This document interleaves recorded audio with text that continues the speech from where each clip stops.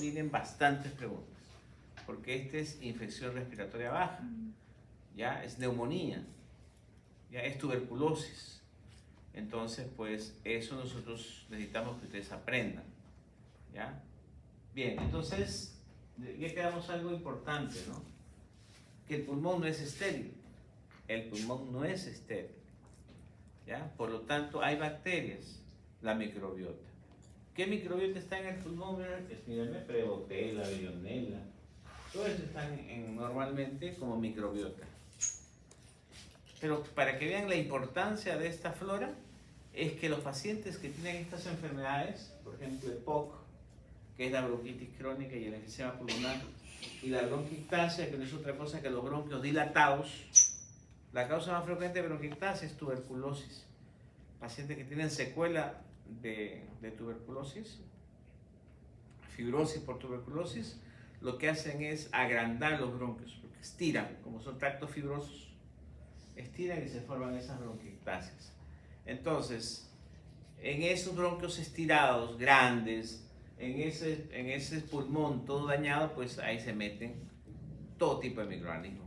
Entonces ellos, cada mes, cada 2 meses, ahora por ejemplo, esto es malísimo para esos pacientes, porque cada mes están yendo a la emergencia. ¿Por qué? Porque si tú examinas su microbiota de ellos, prácticamente nada que ver con esto. Esto desapareció. Lo que tienen es una microbiota patógena. Tienen pseudomonas, tienen hemófilos, tienen neumococo. Entonces así ustedes se van dando cuenta que la microbiota pues es importante como un mecanismo de defensa, ¿no? ¿Ya?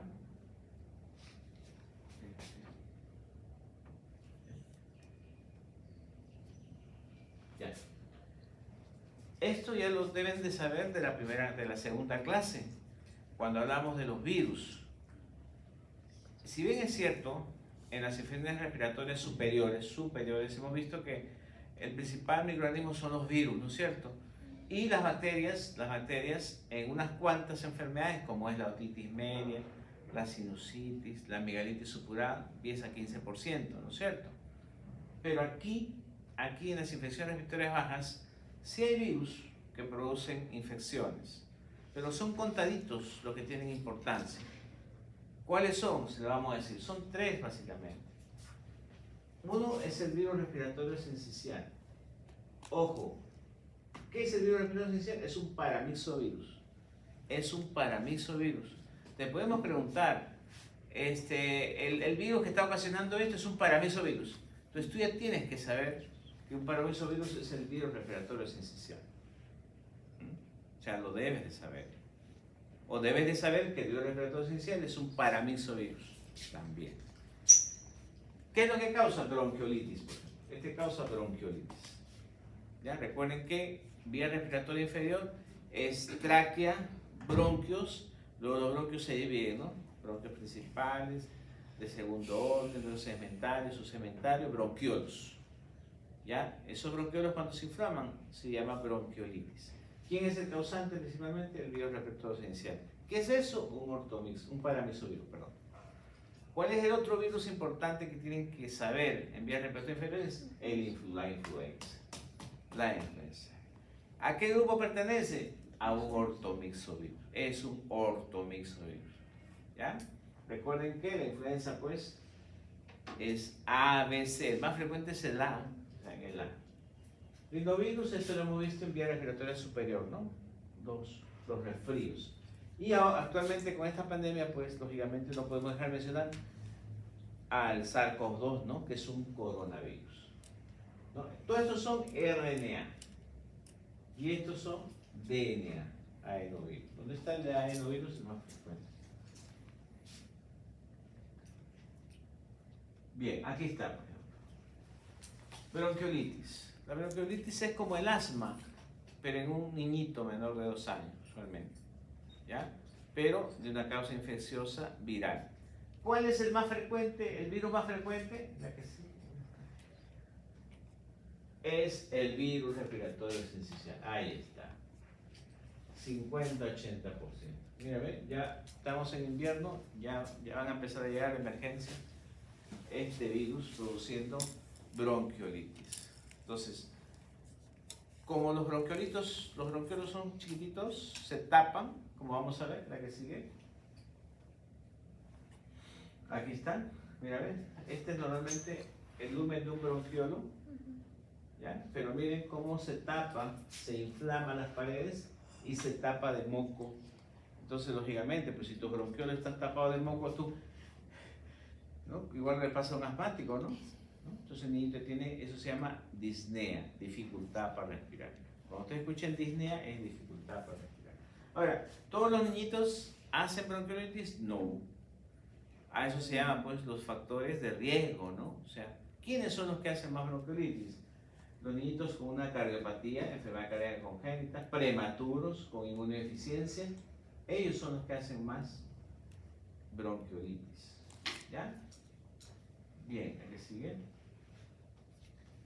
Bien, ahora, todos los virus usualmente tienen una forma autolimitada. ¿Qué significa forma autolimitada? ¿Qué? Ellos solos se limitan. En un tiempo determinado, 3 a 5 días. La mayoría de los virus en 3 a 5 días, tomes lo que tomes, pues tu sistema inmune lo controla. ¿Ya? Entonces, pero este virus tiene un detalle, por eso es que lo traemos también. Dura, miren cuánto tiempo dura.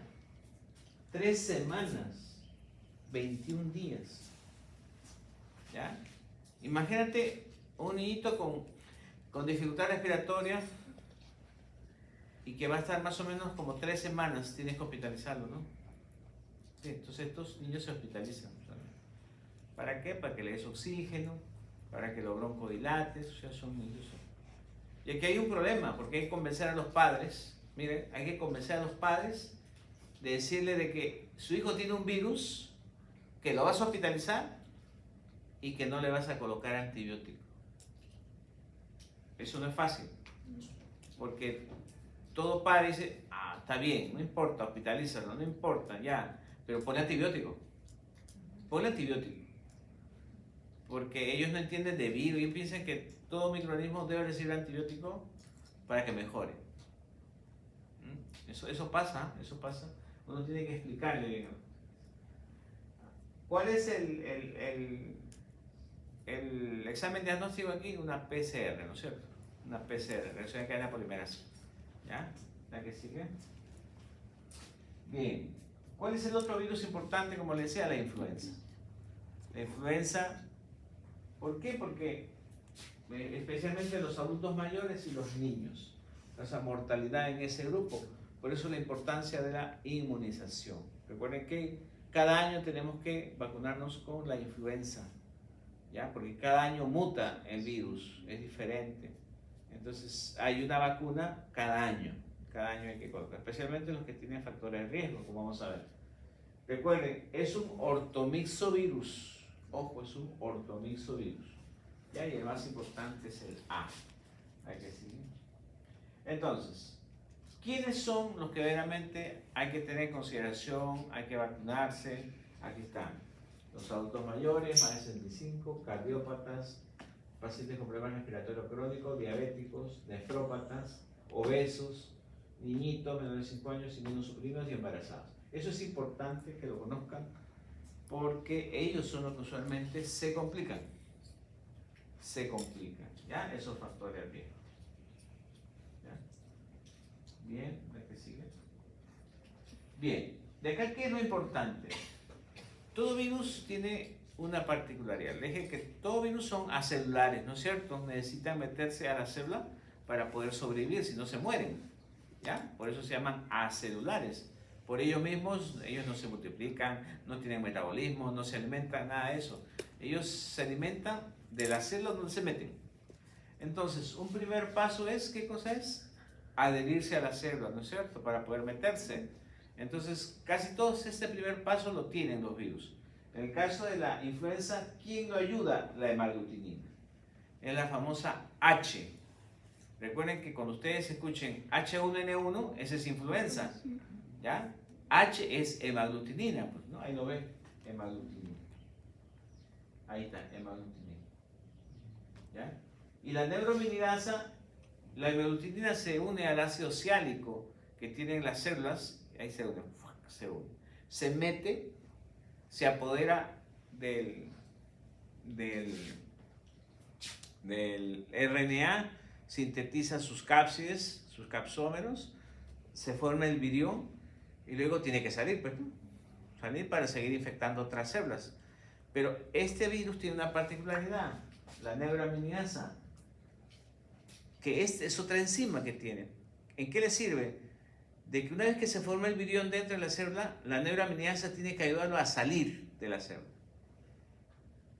Si no lo ayuda a salir, se queda dentro de la célula y se muere. ¿Ya? Entonces es importante la neuraminidasa. ¿Ya? La neuraminidasa. Por eso que este es uno de los virus que tiene tratamiento antiviral. ¿Ya? Ustedes van a ver que la mayoría de los virus no tiene tratamiento antiviral, uno es tratamiento sintomático, pero este sí tiene tratamiento antiviral. ¿Y qué cosa hace el antiviral? El antiviral lo que hace es bloquear a la neuraminidasa para que no salgan los viriones y se mueran, pues. Pero eso sí, tienes que darle los primeros 5 días. Si después le das después de 5 días ya no sirve, ya no tiene efecto.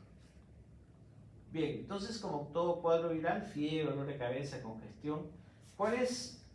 Te ponemos un caso donde están sospechando una influenza y la pregunta es, ¿cuál es el procedimiento que van a realizar para demostrar que es una influenza? ¿Cuál es?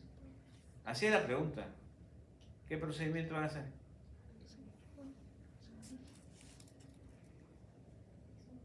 Hisopado, sin miedo, hisopado nasofaríngeo, igual que el COVID, igualito. Hisopado. Y la muestra es secreción faríngea, ¿no? Óxido faríngeo, eso. Ahí está. Ahí está. La que sigue. Por. Entonces, al final de cuentas, claro, el principal es la PCR, ¿no? Pero en las prácticas nosotros tenemos también las plaquitas, ¿no? Las plaquitas nos ayudan mucho para hacer diagnóstico rápido.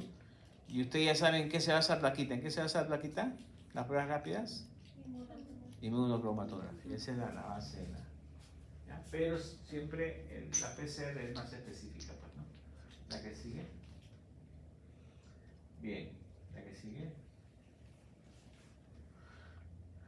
Bien. Hemos terminado las infecciones virales, las más importantes.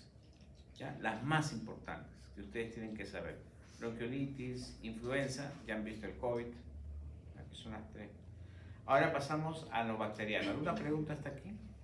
Dime. En bronquiolitis mencionó que se tenía que hospitalizar al paciente sin antibiótico, pero ¿por qué no se le pone antibiótico? ¿A quién? En bronquiolitis. Tu compañera dice, ¿por qué no se le pone antibiótico en bronquiolitis? ¿Cuál es la causa más frecuente? ¿Le colocan el antibiótico? No, o sea, no tiene indicación de antibiótico. Ojo, ojo. Inicialmente, por supuesto, tú estás diagnosticando a este paciente y no le vas a poner antibiótico. Pero ¿cuál es el problema con las infecciones respiratorias cuando están ya mucho tiempo en el hospital? Ya se infectan con bacterias.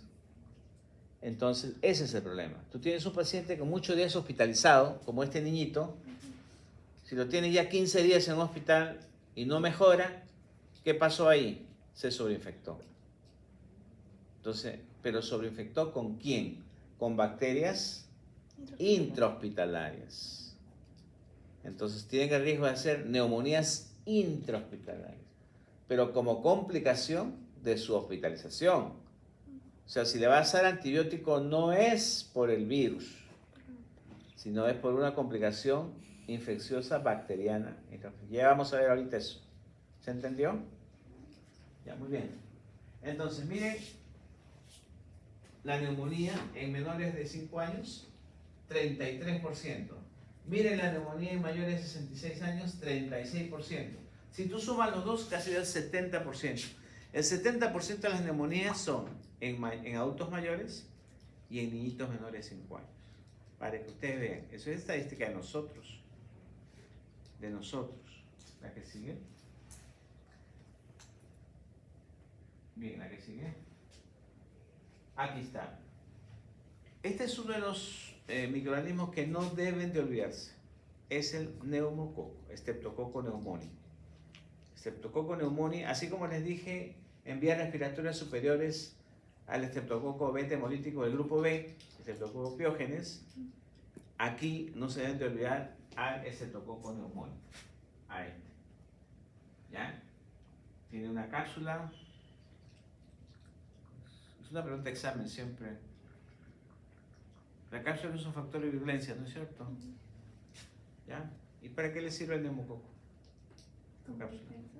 ¿Para qué? Como defensa para que no los anticuerpos no lo... ¿Cómo se llama eso? Específicamente. Está bien, más o menos. Es una forma. Recuerden que los microorganismos evaden el sistema inmune. Y gracias a eso el neumococo evade la fagocitosis. ¿Ya? La fagocitosis. Por eso es que, ¿qué cosa es la opsonización? ¿Qué cosa es la opsonización? Ya lo estudiamos. Ven, ahora estamos aplicando todo lo que hemos estudiado. ¿Ya? Pero ya en los microorganismos más frecuentes, pues. Recuerden que la opsonización es cuando se pegan los anticuerpos justamente en esta cápsula y eso favorece que el macrófago se lo coma más rápido, ¿no es cierto? La opsonización favorece la fagocitosis, ¿no? A través de la presencia de anticuerpos, ¿no? O sea, todo lo que hemos visto en la primera parte ahora lo vamos a ver pero en forma más activa, más funcional. ¿Ya? De eso se trata esta segunda parte. Ahí están viendo, eso es un coco, usualmente vienen en doble diplococo, ¿ya? Como es un estreptococo, produce hemólisis. ¿Qué tipo de hemólisis produce el neumococo? ¿Alfa, beta o gamma? Alfa. Eso se llama hemólisis parcial. O sea, eso ya lo tienen que tener claro, ¿no? Alfa. ¿Para que siga? Bien, esta es pregunta de examen. Como son bastantes microorganismos que ingresan al vía respiratoria y pueden producir neumonía, entonces ustedes tienen que ver cuál es la vía de ingreso más frecuente. Entonces, todos no son por la gotita de fluje. Eso sería inhalación.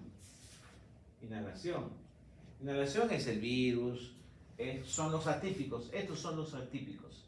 Micoplasma, clamidia, legionela. Estos son los microorganismos atípicos que ya vamos a ver ahora. Pero miren, los más frecuentes, neumococo, hemófilos, neisseria, producen microaspiración. ¿Por qué producen microaspiración? Porque son los que están en la flora, aquí en la garganta, están en la nariz, ahí están estos patógenos. Lo que pasa es que no actúan porque está la microbiota. La microbiota no le permite, le ponen su límite, hasta aquí ponte, de ahí no sigas. Pero ¿qué pasa cuando hay un factor de riesgo? Por ejemplo, un paciente que ingresa con un ACV, un trombo arriba y pues no puedes mover el brazo, la pierna y tampoco puedes deglutir.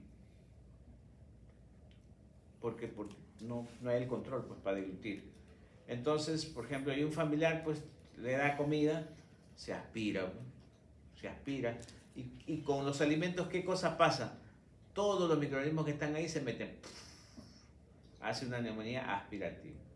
Igual los pacientes que convulsionan, entonces se aspiran. Entonces, ¿cuál es el mecanismo? Microaspiración. Microaspiración. ¿Ya? Entonces te puede venir una lista. La vía principal de ingreso es por microaspiración, inhalatorio. Ya saben cuáles son. Pero hay uno que es terriblemente malo. Es este, el Staphylococcus aureus. ¿Por qué es malo? Porque el Staphylococcus aureus le gusta nadar en sangre. O sea, a él le gusta la vía hematógena. Tú puedes tener cualquier lesión chiquita en cualquier sitio, pero si se mete a la sangre, hace rápidamente una bacteriemia y se disemina. Por eso es que el Staphylococcus aureus no es confiable. Ustedes no deben confiarse de un Staphylococcus aureus. Si lo tienen en cualquier sitio, hay que destruirlo. porque una vez que se disemina, hace lo que se llama metástasis, es decir, focos sépticos en pulmón, en cerebro, donde queda, donde llegue. Bien, aquí sigue. Entonces, aquí están. Hay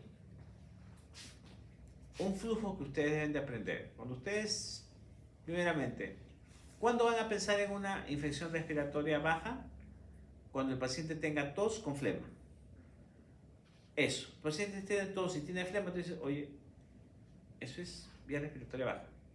Porque están los bronquios, está el alveolo, ¿ya? Pues eso es una infección respiratoria baja, hay que ver dónde es.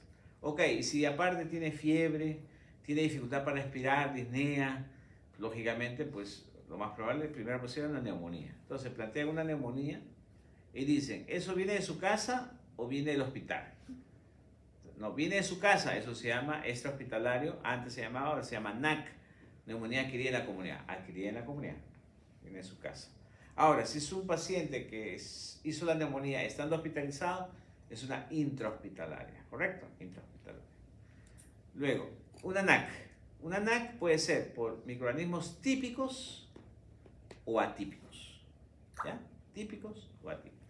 80% son por típicos. ¿Cuáles son los típicos? Pues neumococo, Haemophilus influenza, pues ellos son los típicos, ¿no? Klebsiella, son los típicos. ¿Y los atípicos cuáles son? Son los que mencionamos, ¿no? Micoplasma, ¿qué más mencionamos? Legionela, ¿no? ¿Ya? Son los atípicos. ¿Ya? Entonces, la pregunta es, ¿cómo yo diferencio los típicos de los atípicos? ¿Ya? Lo más frecuente son los típicos. De hecho, lo más frecuente. Pero hay 3 datos importantes. Hay más datos, ¿no? Como ven.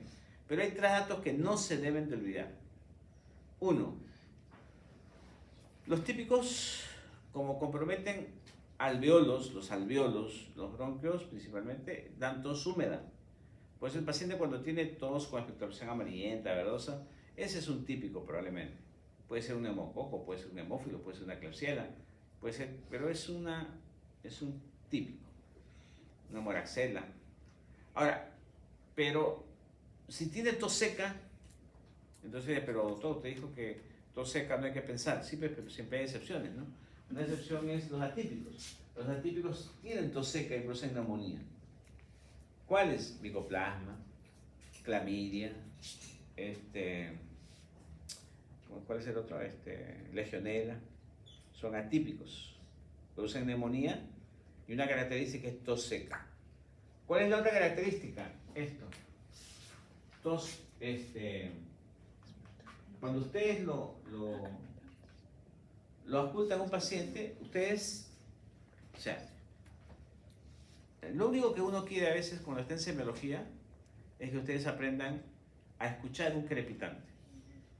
¿Por qué? Porque si aprenden a escuchar un crepitante, van a diagnosticar neumonía. Si nunca han aprendido a escuchar un crepitante, pues nunca van a diagnosticar neumonía. Entonces, uno qué cosa les dice cuando están con su estetoscopio, se ponen su estetoscopio, van con el paciente, le ponen el estetoscopio ahí, entonces le piden, a ver, tome aire, el paciente va a tomar aire. Eso se llama inspiración, ¿no es cierto? Tomar aire. Y al final de la inspiración ustedes van a sentir un craqueo. Al final de la inspiración. Eso es un crepitante. Entonces, un crepitante se escucha únicamente al final de la inspiración. Porque hay muchos sonidos que ustedes van a acá identificar. Uno de ellos frecuente es que ustedes lo escuchen en los 2 tiempos. Esos son los roncos, los subcrepitantes. Eso es lo que tiene la mayoría, ¿no? Los viejitos a veces cuando vienen con su problema es... Entonces, ¿qué es esto? ¿No? Claro, porque eso es lo más frecuente, ¿no? Ya es con un ruido ahí, pues, terrible, ¿no? Pero si tú escuchas, toma aire, algo, no es que sea bonito, pero es interesante el sonido. Al final de la expiración, en la expiración no solamente la inspiración, eso es un crepitante. Y eso te hace el diagnóstico de un problema a nivel del alveolo. Y los típicos, ¿dónde tienen el problema? En el alveolo. ¿Ya? Entonces tú vas a ocultar un crepitante. ¿Ya? En cambio, en el atípico, el problema no está en el alveolo. El problema está en el intersticio, entre alveolo y alveolo. Entonces tú no vas a ocultar crepitantes. O sea, por eso que no es fácil diagnosticar neumonía atípica. Por eso se llama atípico. No es fácil. Tienes que pensarlo. Tienes que pensarlo. ¿Ya? Uno más se acostumbra a esto. Claro, porque es lo más frecuente, ¿no? Y tú tomas una radiografía, pregunta examen. ¿Cuál es el principal examen que tú vas a pedir si tú estás pensando en una neumonía? Radiografía de tórax. Radiografía de tórax.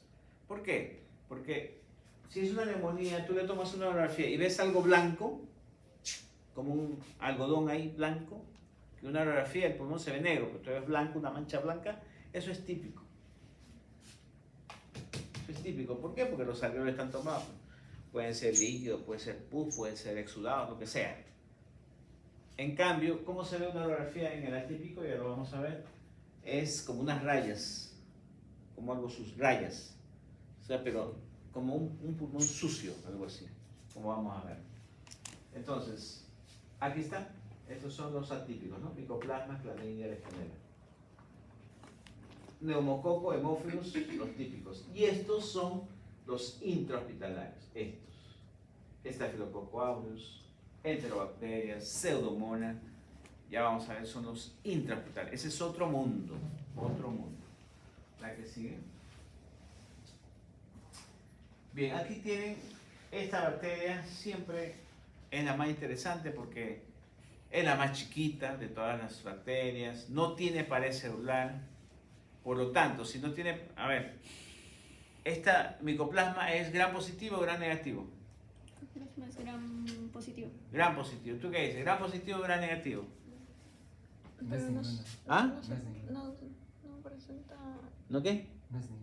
No es ninguno, claro, esa es la respuesta, no es ninguno, pues no tiene pared celular. No tiene pared celular. ¿Ya? ¿Y formará biofilm o no? ¿Forma biofilm? ¿Micoplasma? No forma, pues. No forma biofilm, no tiene pared celular, no se puede cultivar, o sea, es un desastre. Pero es muy particular, mira la forma que tiene. Es intracelular obligado, ¿ya? Pero causa problemas, pues causa neumonía atípica. Causa neumonía atípica. ¿La que sigue? Bien, esto es interesante por los criterios de Murray, ellos tienen que saberlo, los criterios de Murray. Un gran problema que tenemos, muchas veces tenemos pacientes hospitalizados o hospitalizados que hacen neumonía, es frecuente. Los viejitos entran por muchas cosas y al final se complican con neumonía intrahospitalaria, ¿no? Entonces, cuando le damos a un paciente con neumonía intrahospitalaria, sí hay que hacerle cultivo, hay que tomar la muestra de esputo. ¿Por qué? Porque los microorganismos son diferentes, pues. Son resistentes, usualmente lo que están, ¿no? En cambio, una neumonía adquirida en la comunidad, ¿le van a estar tomando esputo o hemocultivo? Usualmente no. Es radiografía de tórax y tratamiento empírico. Eso es la conducta. Bien, entonces, ¿qué pasa con la muestra? A veces el laboratorio, nosotros tomamos la muestra y el laboratorio no sirve. ¿Por qué? Porque lo que le tomamos es saliva. Entonces, ¿qué cosa dice Murray? Murray dice, para que tu esputo sirva y no te venga como contaminación, tiene que tener más de 10 polimerasas nucleares por campo y menos de 10 células epiteliales. Menos de 10. Entonces, mientras más células hay, ¿la muestra es buena o es mala? Mala. Porque viene de la boca, pues. Entonces, es más de 10 polimerasas nucleares por campo y menos de 10 células. No se olviden, esos son los criterios de Murray. No se olviden, ¿eh? Eso es importante. ¿Sí? Bien, ahí está, mira. Hemoptisis es con sangre, ¿ya? Pero sangre que viene de las vías respiratorias, eso se llama hemoptisis. ¿Ya? Purulento, mira, pus. O saliva, esto es lo que Los viejitos pues más que no botan esto, porque no, a veces no tienen ni fuerza. Sí, es un problema, ¿no? Pero bueno, ya lo aceptamos, porque realmente no pueden. ¿La que sigue? Entonces, esto ya saben, esto es la aplicación de la primera parte ahora. Ahora vamos a hablar de Haemophilus, ya saben que es el agar chocolate, vamos a hablar de los gram negativos, Pseudomonas, Acinetobacter, Klebsiella, ¿no? Haemophilus, McConkey, vamos a hablar de cocos y vacilos que también pueden tener. Entonces, esto ya lo tienes que saber, ya lo tienes que saber. Ya tienes que saber la coloración gram, cómo es un Haemophilus influenza, cómo es Acinetobacter, cómo es una Pseudomonas, todo eso ya lo tienen que saber. Estamos diciendo, ¿a qué sigue? Aquí está el micoplasma, miren, ¿ven? ¿Cómo es la neumonía? ¿Ven? Líneas, líneas, como un arbolito, como sucio, ¿ven? No hay la mancha blanca, ¿no? Que se ve en una neumonía típica. ¿Qué cosa le pedimos usualmente? Pues PCR, ¿no? PCR para diagnóstico. ¿La que sigue? Bien, esta escala es muy práctica. Lo hemos conseguido enseñar desde, usualmente lo enseñamos en clínica, pero ustedes pues van para eso y ya lo deben saber, porque los va a ayudar mucho en su serum, cuando lleguen al serum. No toda neumonía se hospitaliza, ojo, no toda neumonía se hospitaliza, ojo, falso o verdadero. ¿Toda neumonía se hospitaliza? Es falso. ¿Ya? Y esto nos dice que es cierto, porque si tú, esta es la escala de Curve te dice qué vas a hacer con tu paciente, dónde lo vas a ubicar y si se va a morir o no, si tiene riesgo de morirse. Eso es lo que indica esta escala. ¿Ya? Entonces, ¿qué cosa es Curve? Curve son las iniciales, las primeras letras. De C de confusión, U de boom, la R de frecuencia respiratoria y B de presión arterial. Y 65 es la edad, 65 años. Entonces son 5 parámetros, son 5 puntos. Mientras más alto el puntaje, el paciente está grave. 5 puntos, llamen a UCI pues, para que se lo lleven, para que lo intuben, está mal el paciente. Si tiene 1 o menos, 0 o 1, ese paciente se va a su casa. Claro, no se va a ir alegremente, tiene que colocarle su antibiótico, ¿no es cierto? Pero puede ser manejado ambulatoriamente. En cambio, si es 2, 3, pues tienen que hospitalizarlo, como sea, hospitalícenlo. Aquí está la mortalidad, ¿no? Ya, o sea, eso está ya demostrado en estudios. Ya, entonces les puede venir un caso, ojo, le estoy diciendo, donde uno le damos los puntajes y ustedes tienen que calcular el curve y decir a dónde va, cuál es el microorganismo más frecuente, dónde lo vas a cultivar. O sea, así es el examen. Ahora el examen es así va a ser, ¿no? Casos clínicos. ¿La que sigue? Esto es lo que hacemos en el hospital. A veces la medicina no es fácil, pues, ¿no? La medicina a veces es compleja. Entonces a veces pues tenemos un paciente que no mejora y decimos, oye, no será un virus, no será un hongo, no será una bacteria. Pues entonces le pedimos procalcitonina. ¿Por qué no le pedimos a todo? Porque es caro. Es caro, pero a veces los pacientes que pueden pagar o lo tenemos en el hospital, le pedimos procalcitonina. Mientras más alto está la procalcitonina, ese es bacteriano. Ese es bacteriano. Mientras más bajo o es negativo, eso es viral. ¿Ya? Eso es lo que nos ayuda, la calcitonina. La que sigue. Bien, miren cómo también podemos pedir un examen de orina para diagnosticar neumonía. Y hay dos, no se olviden, dos bacterias principalmente que podemos, con el examen de orina podemos diagnosticar neumonía. ¿Cuáles son? Legionella y el neumococo. ¿Ya? Con el método de las plaquitas. Inmunocromatografía. ¿Ya? Para que sepan. ¿La que sigue? Bueno, y a veces, como le decía, pues, a veces es difícil, pues, ¿no? Tuvieses una mancha blanca, es una neumonía y es un tumor. Entonces, ¿cómo diagnosticamos? Con esto, una broncooscopia. Entonces, eso es ya para pacientes que no mejoran. Entonces, nos ayuda el neumólogo, pues, en aquellos pacientes, pues, y sorpresas a veces tenemos, ¿no? Es un hongo, es un cáncer, cuando un paciente no evoluciona favorablemente, ¿no? Para eso es la broncoscopia. Aquí sigue. Este final line que lo estamos viendo a cada rato no es otra cosa el nombre comercial de un gene expert para microorganismos, para virus, para hongos, para bacterias. Eso ahorita se está promocionando mucho. Pero es una PCR. El gene expert es una PCR. ¿Ya? Ustedes cuando escuchen gene expert lo van a escuchar para tuberculosis. Pero el gene expert pues, lo usamos, pues, es una PCR. Ese es el concepto que deben de tener ustedes. No es algo, es una PCR. ¿A qué sigue? Bien, neumonía intrahospitalaria, ¿cuál es el concepto? Después de 48 horas de ingreso. Si ustedes hospitalizan a un paciente y a las 24 horas hace neumonía, eso no es intrahospitalaria. Muy poco tiempo, pues. Eso es una neumonía que venía de afuera. Una extrahospitalaria y pues que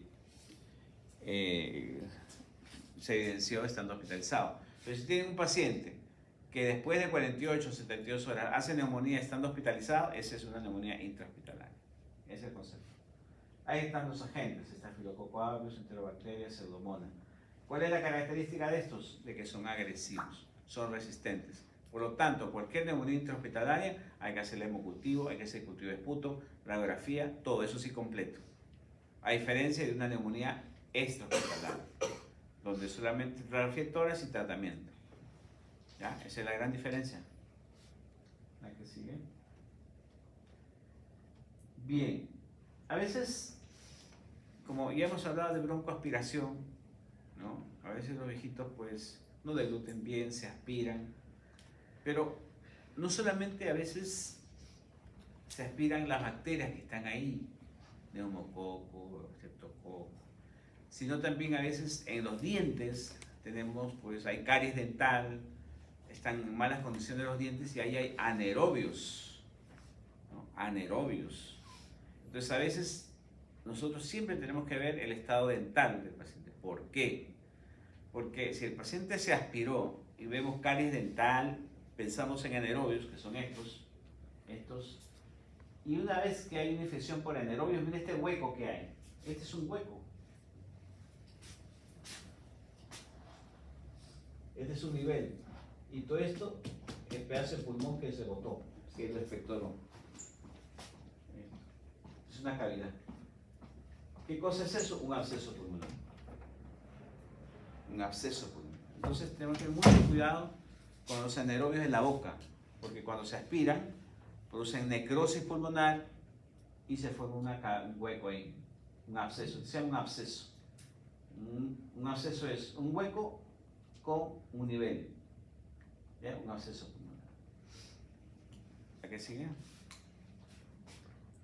Bien.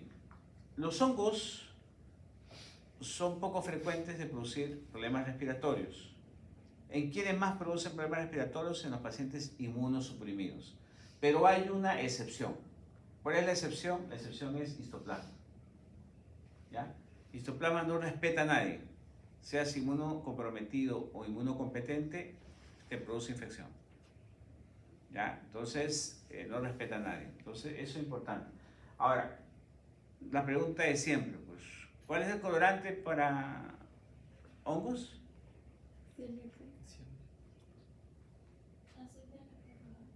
¿Qué? Azul de lactofenol. ¿Cuál es el medio cultivo?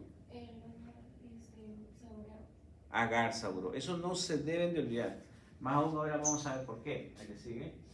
Miren la que sigue. El aspergillus. El aspergillus, algo que no deben de olvidarse con el aspergillus es ¿cuál es el hongo que se asocia a infecciones por TB, por tuberculosis? El aspergillus. ¿Y cómo así? Miren, ¿ven? Este es un paciente con TB que tenía una caverna. Y miren esta bola que está dentro de la caverna. Esa bola se llama micetoma, que es una bola de hongo que se metió en la caverna y tapó la caverna. Eso se llama micetoma, la bola. Pero como es de un aspergillus, se llama aspergiloma. ¿Ya? Eso es frecuente en los pacientes TB. ¿Ya? Entonces, ahora, ¿por qué le decía la que sigue? Miren, este Aspergillus es bonito porque miren, ¿ven?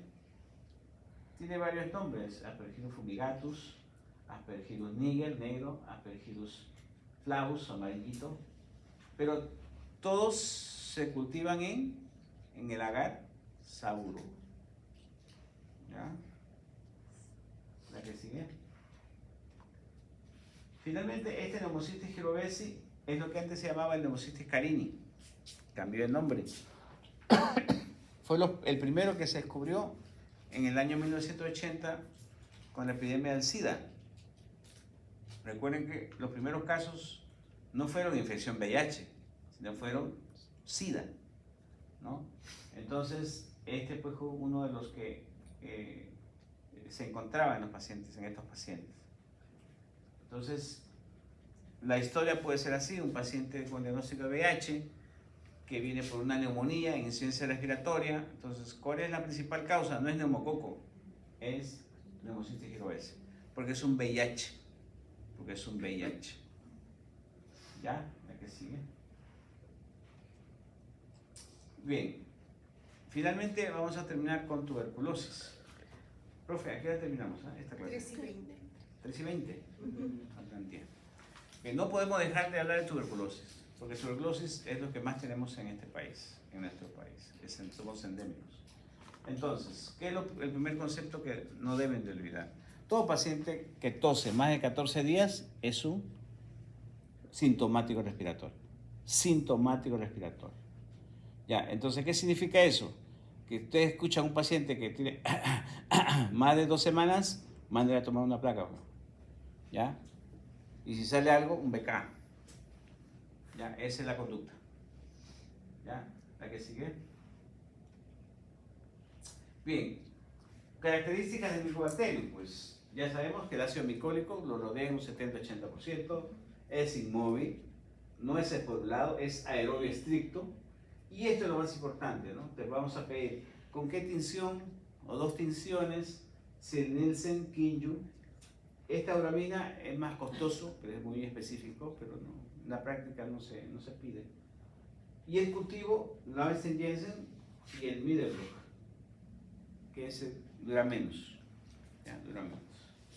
Ahora, la tuberculosis pulmonar es más o menos el 80%. La tuberculosis extrapulmonar, un 20%. Extrapulmonar es que se puede ubicar en cualquier sitio. Tuberculosis se puede ubicar en cualquier sitio, es sistémico. Pero hay 2 sitios donde se ubica usualmente. Uno es en la pleura y el otro es en el ganglio, en los ganglios. Cuando se dice extrapulmonar es que, por ejemplo, si es ganglionar, está en el ganglio solamente, no está en el pulmón, solamente en el ganglio. ¿La que sigue? Bien, la que sigue. Bien, esto es la coloración Nielsen que ustedes pues aprendimos en la primera parte. No se olviden, la coloración Nielsen primeramente tiene una serie de pasos, hay que fijarlo con calor. Luego este es el colorante principal, la fucina fenicada, ¿no? Es el colorante principal. Se decolora con alcohol ácido y el colorante de contraste es el azul de metileno. ¿Ya? Eso supuestamente ya lo saben. ¿Ya? Ya lo saben. ¿La que sigue? ¿La que sigue? Bien, el fundamento, y ustedes ya saben pues, por qué da esa coloración, por así decir. ¿Por qué se llama BAR? B-A-A-R. Bacilo ácido alcohol resistente, ¿no? ¿Por qué? Porque este colorante se pega al ácido micólico, después le agregas el alcohol ácido y no lo decolora. Por eso se llama BAR, bacilo ácido alcohol resistente. ¿La que sigue? Ahí está, mira cómo se ven. Mira rosaditos, fucsia. La que sigue. Y esto es importante, la interpretación de los resultados. No se observan BAR, pero puede ser un positivo, una cruz, 2 cruces, 3 cruces. Esto acá es interesante, esto es aquí. Porque esto es lo que ve el laboratorio, ¿no? Cuando el laboratorista dice, mira, hay de 10 a 99 BAR en 100 campos observados, o sea que es un positivo, una cruz. En cambio, si te dice, mira, hay más de 10 BAR en solamente 20 campos, en 20 campos, ¿ah? Más de 10 bar, eso es positivo otra cruz. Es diferente, ¿eh? ¿Ya? Es diferente. La que sigue. La distinción Kinyu es otra coloración para TV. Ya, la diferencia, dos diferencias principalmente. Ustedes saben que así Nielsen es con calor, Kinyu es frío. Y lo otro, este tiene fenol. ¿Ya? Kinyu tiene fenol en alta concentración, ¿no? La que sigue. Esta distinción auramina-ruramina pues, es por fluorescencia. Es muy específico, pero muy costoso, ¿no? O sea, en la práctica no nos sirve. Para investigación sí. ¿La que sigue? Recuerden que la prueba de tuberculina es una reacción de percepcionalidad tipo 4. Tipo 4. ¿Ya? Entonces colocamos el antígeno, que es el bacilo, acá está. Y lo que vemos es pues, la induración y la eritema a las 48-72 horas. ¿No? La que sigue. Esto es interesante. El cuantiferón, o que es el IGRA, pues, ¿no? Usted sabe muy bien que ahorita, en tuberculosis, ya el estudio ya no es, pues, la idea siempre en toda enfermedad es que tú le diagnostiques antes que se manifieste, ¿no? ¿Sí? Ya pues si tiene pues tos, expectoración, esputo con sangre, baja de peso, le tomas una radiografía, ya pues hasta el portero, mira, me están dando paciente con tuberculosis, ¿no? Entonces eso no es la gracia, ¿no? La gracia es hacer un diagnóstico temprano, ¿no es cierto? ¿Cómo se llama?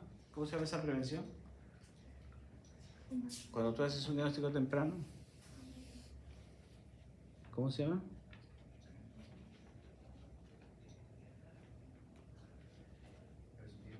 ¿Ah? Secundaria, diagnóstico temprano y secundaria. Recuerden que es eso, tenemos que ir recordando. ¿Ya? Entonces, justamente la que sigue. Esto es lo que se llama, pues, ahorita lo que se busca es la infección latente en tuberculosis, ¿no? La tuberculosis latente. ¿Qué cosa es la tuberculosis latente? Es lo siguiente, todos nosotros tenemos al BK dentro de nosotros y está encerrado, no deja que se salga porque el sistema inmune está pendiente de él. Pero hay una sustancia, una interleuquina que es la que está manteniendo que eso esté así, que es la interferón gamma. Cuando el interferón gamma, que tiene un límite, un corte, empieza a aumentar, significa que ese micobacterium está despertando o quiere salir. Entonces, ¿qué cosa es infección latente? Es eso. Infección latente es cuando los niveles de interferón empiezan a aumentar y uno está en riesgo de tener tuberculosis. Pero ojo, no hay síntomas, nada, tú estás normal. Lógicamente que no tienes lesiones en los pulmones, tu placa es normal, todo es normal. Entonces, en el caso de tuberculosis latente, ¿qué cosa es lo que tienes que pedir? Es el IGRA. El IGRA o el cuantiferón, que es el nombre comercial. ¿Ya? Entonces, en Estados Unidos, tú haces una consulta y saben que eres latino, te mandan rápidamente un IGRA, hazte un IGRA, porque ellos cuidan a su población, ¿no? O sea, pues evitar que el micobacterio pues esté ahí. Apenas ves que eso está a nivel alto, tratamiento. Te dan tratamiento para tuberculosis latente. Isoniazida, 3 meses. La que sigue. Ahí está el cultivo. Lowenstein Jensen, Middlebrook, la que sigue. Mira cómo son las colonias. Este es Lowenstein Jensen, color verde, verde maraquita, la que sigue. Hay también pruebas bioquímicas, prueba de la catalasa, de la nesina, de la reducción de nitratos, pero esto como parte del estudio, pero eso. La que sigue. Esto es interesante porque Porque ahorita uno de los grandes problemas que tenemos es la resistencia antibiótica en TB. Entonces, antes no le prestábamos atención a esto, ahora no. Ahora, todo paciente que sospechamos TB, también le hacemos de un inicio la prueba de resistencia. Puede haber una monoresistencia, como está aquí, por aquí está, monoresistencia, es a un solo fármaco, resistente a un solo fármaco. Recuerden que los medicamentos son básicamente isoniazida, rifampicina, piracinamida, tambutol, ¿no es cierto? ¿Cuál es el mejor de todos los cuatro? ¿Cuál es el más importante? ¿Cuál es? Ustedes lo tienen que saber. ¿Cuál es? Rifampicina. ¿Ya? Con la isoniazida. Rifampicina y isoniazida es la pareja. Y miren, tuberculosis MDR resistente a la isoniazida y resistente a la rifampicina. Por eso que la tuberculosis MDR es terrible. Pero ahora no solamente tenemos tuberculosis MDR, sino también tenemos tuberculosis XDR, extensamente resistente. Porque no solamente ahora es resistente a la isoniazida y rifampicina, sino también a otros medicamentos, mira, todos estos. Y eso es lo que tenemos ahorita en nuestros hospitales, la tuberculosis XDR. ¿Qué hacemos con ellos? Usualmente nos hacemos a un lado, porque pues le damos tratamiento, pero la mayoría se muere, porque no tenemos ahorita algo efectivo. ¿A qué sigue? Este es el cultivo MOTS. Esto lo hizo una paisana nuestra, una peruana, en el hospital Cayetano Heredia. También es muy sensible, muy específico, muy rápido, sencillo y económico. Miren, ¿ven? Ya es un cultivo. ¿Qué cosa no determina? Determina el BK en 7 días y también su sensibilidad antibiótica en 10 días, rápido. Rápido. ¿Ya? Producto peruano. ¿A qué sigue? También tenemos pues formas de detectar multidrogoresistencia, ¿ya? En los hospitales a veces no tenemos esto, en las clínicas sí hay, o en los centros de TB. Acá hay centros de TB, ojo, por si acaso. ¿A qué sigue? ¿Ve? De bacteriófagos. Diversas formas de detectar resistencia, ¿ya? Lo que pasa es que no tenemos disponible en los hospitales. Ese es el gran problema. Ni tenemos ni siquiera a veces ya vamos a ver, GeneXpert. Aquí están. Entonces, estas son las pruebas de sensibilidad genética. Son dos, GeneXpert y el Genotype. Pero el que no deben de olvidarse es el GeneXpert, que es el que más estamos usando ahora, el GeneXpert. ¿Ya? Antes se usaba el Genotype, pero ahorita es el GeneXpert la que sigue. ¿Por qué se usa el GeneXpert? Este que sigue. ¿Por qué se usa este? Primeramente porque es una PCR en tiempo real. ¿Qué significa en tiempo real? Que más o menos en 1 hora ya tenemos el resultado. En 1 hora. Deberíamos tener resultados, ¿no? Segundo, porque lógicamente detectamos la resistencia de la rifampicina, que es el más importante, es el que más nos interesa, la rifampicina. ¿Ya? Entonces, esos dos hacen pues de que sea el más usado. ¿Cuál es el problema? Que a veces los hospitales no lo tienen, imagínense. Entonces, ese es el gran problema. ¿No? Ese es el gran problema. Yo creo que hasta ahí hemos terminado. Tenemos el lava. Esa es la maquinita, ¿ves? La maquinita. Ahí está, Esto lo responde, muchachos, lo responden. Es lo que ha mencionado de los VAR, porque eso se pregunta examen, Sí. ¿no? ¿Cómo es el diagnóstico de los bacilos ácidos resistentes? Y ustedes ya saben por qué, ¿no? Y bueno, aquí está el siguiente ABA, ¿no? Que sería para la próxima